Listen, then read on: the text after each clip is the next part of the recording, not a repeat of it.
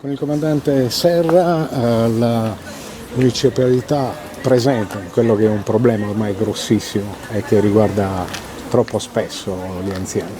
Sì, è un progetto dedicato agli over 65, è dedicato al tema delle truffe, diciamo un tema attuale, un tema che ha avuto un picco durante la pandemia, pensiamo alle truffe online, e purtroppo non ha subito una contrazione negli ultimi anni.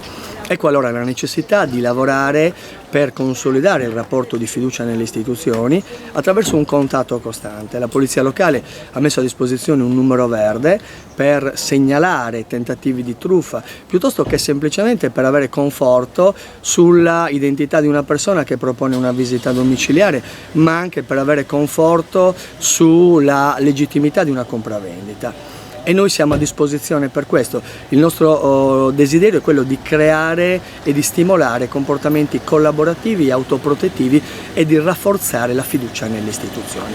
Monitoraggio quindi nel territorio soprattutto, esatto. Anche perché ci riguarda in prima persona e perché no, aprire anche orizzonti nuovi a persone che probabilmente hanno poco a che fare con il web e con tutti i pericoli che si nascondono dietro. Esatto, noi vogliamo esattamente questo, noi vogliamo creare la consapevolezza del rischio, vogliamo invitare le persone che subiscono una truffa a denunciare tempestivamente. Spesso intervengono dei fattori come ad esempio dei sentimenti come la vergogna piuttosto che sentirsi inadeguato che portano la persona anziana che subisce una truffa a non denunciare. Invece la tempestività della denuncia è assolutamente efficace per intervenire e per arrivare al truffatore.